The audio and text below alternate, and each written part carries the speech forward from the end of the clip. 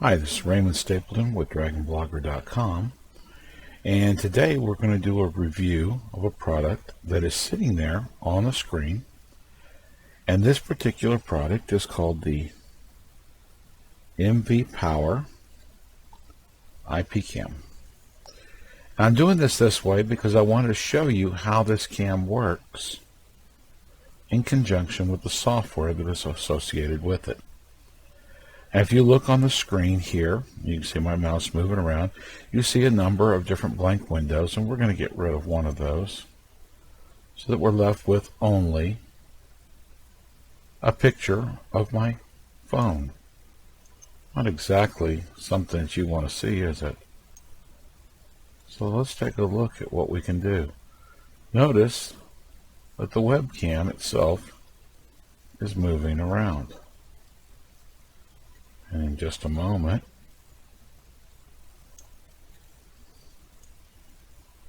it's going to zero in on me. Now, you'll notice that the picture of me speaking is not exactly at the same speed as my voice, and that's okay because there is a delay between the transmission of what comes from the webcam to actually, what I'm actually doing. Now, if I right-click on here, you can notice that I have several options. One of them is that I have this set up for a high-definition display. I have a standard definition, and I have smooth. If I switch this to standard, give it a moment. Not a whole lot of change, but you can see a little bit of pixelation there. And then, of course, with smooth, a lot. This is usually what you see when you're looking at a security camera from I don't know, something they put on the news. Oh, so-and-so got robbed. Look at this. This is all you're going to get. But if you were to go to the higher definition, well, then it gets a lot nicer. If we look here, we have a number of different buttons available. At the top here is preview. That's what we're on right now. We can also set it up to play back. You notice that there's a time code right there. And the time code is actually stamped on there all the time, and that allows us to know what time we're looking at as far as the video footage. And if I were to start recording, that time code then becomes part of the recording as well. I have a log so I can see what kind of information is being processed here, and of course I've got the different features here. Some of them, like this, are grayed out, so you really can't change those. That's the way it's set up. Some of them you can change. You can set up alarm triggers. I haven't had a whole lot of success with that,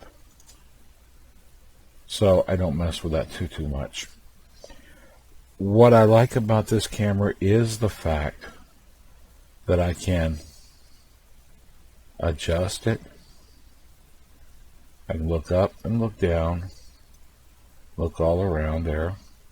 I can see in different parts of my room, and that works out pretty good. Now, what I'm going to attempt to do here, if I don't knock anything over, is come up here and show you that this same application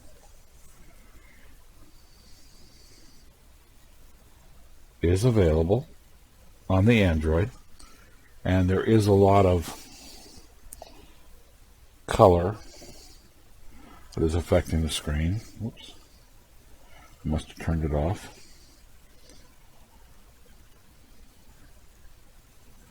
Give me a moment to log in on here. There are a lot of features that I can change on the tablet side of things. And let me see again if I can get my screen there. Well, I'm getting too much of a glare this way. Anyway, just suffice it to say I can change a lot of features on here. One of the things, though, that I can do when I'm not using here on the PC is that I can actually log into it and be able to see on the Android without any troubles. Since I've got the screen active up here, it's not letting me actually go in on the tablet and take a peek. But if I didn't have this application running openly like this, then I would be able to look at it through the Android tablet or the iPad tablet, and I get the extra features where I can go in and pinch and zoom, and I can use just my finger to swipe back and forth across the screen. With this, if I want to do that, I've got to go in here and actually touch the little hand there and then be able to pan across and move around. One of the things that I like about this is that it has a near 365 or 360 degree turn radius, so this little lens can go all the way around. Okay, so it can go, but it stops towards the back, so it doesn't go around in circles constantly. It'll go to a certain point, stop. You can go around and stop.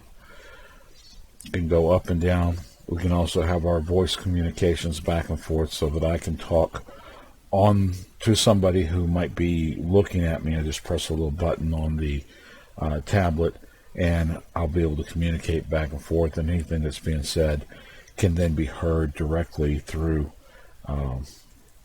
the speakers that are built into this.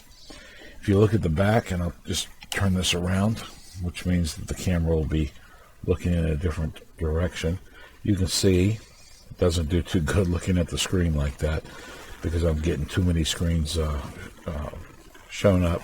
But you can see where you could plug in an Ethernet cord. You can also see where you can plug in the micro SD, and of course the other option being that I can plug in and connect to an alarm system, but I haven't figured that part out yet. I want to go ahead and turn off the lights here, and hopefully it'll be dark enough. Give it just a moment, and you can see that even in the dark it shines through with a row of LED lights. On the recording that you're looking at, you can see them. It looks like a closed up horseshoe almost of white lights, but that's what gives me the ability to have light around the lens and be able to record even in complete darkness. That's kind of nice because it means no matter whether I have light or don't have light, I'm still going to have video display.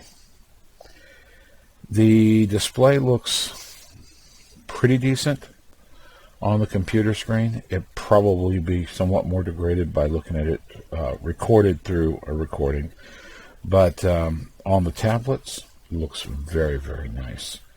Now I'm going to go ahead and try to turn off the screen that you're looking at, so give me a few moments while I do that. When I close this, it's going to ask me for my password, and it's hidden, so I don't have to worry about that too much there. And it will allow that to close. Now, we'll turn the camera back here, and let me make some adjustments. Please bear with me there. Okay. It'll be a little bit crooked. Now I'm going to see if I can log in with my tablet.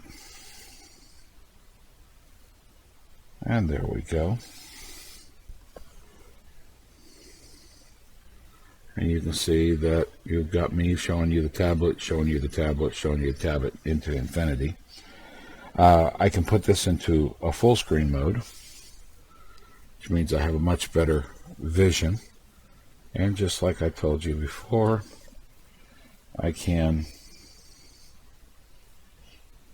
well, it's a little bit slower transmitting through the tablet, but I can, there we go.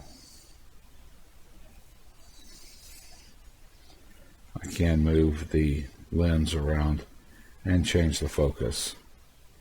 I can also zoom in on particular areas and be able to have a much bigger view. There are the capabilities of communicating by voice through the device on my tablet by simply pressing the microphone button there, speaking into the tablet, and being able to do exactly what I need to do there. Now,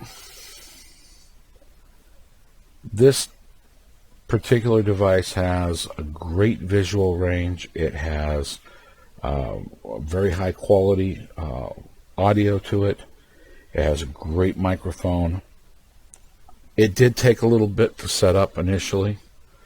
If you follow the steps that I put out in the written review, you should be able to set this up fairly easily and fairly quickly.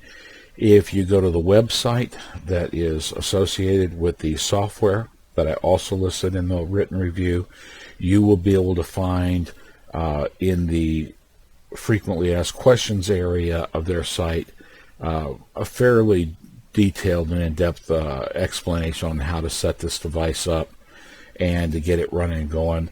They do neglect to put in there that you need to actually sign in, but once you've signed in, I've not gotten an email from anybody so far, not gotten any bad bugs or anything coming onto my computer as a result of this. Nobody's nagging me or anything like that, which is great. I guess they just use it so that they've got a record of who signed in and who has access to the information about your device, and that's it. Once you set this up, it runs beautifully. I've had it running for days and not had any issues with it whatsoever. The only thing I would suggest probably not doing, if you're going to try to use your tablet to be able to look at things, is don't turn on motion detection. The motion detection has to be done through the tablet, but once it's set up, it is very, very, very difficult to get it to turn off, because every time anybody passes in front of the camera, the motion detection goes off. It tells you on your tablet motion detection has been activated. So if you're using it in an environment where there's a lot of activity going on, motion detection is not going to be your friend. If you are using it in some place like, after nightfall and it's dark, the store's closed, nobody should be walking around, nobody should be moving, well, that might be okay. If you're gone away on the vacation and you know nobody's supposed to be in your house, that might be okay. What's nice is, though, when motion detection did trigger my tablet, it interrupted what I was actually doing at that moment and told me there's motion and showed me an image of what was going on. That's not bad. That's not bad at all. For DragonBlogger.com, this is Raymond Stapleton wishing you a great evening and even better tomorrow. Thank you.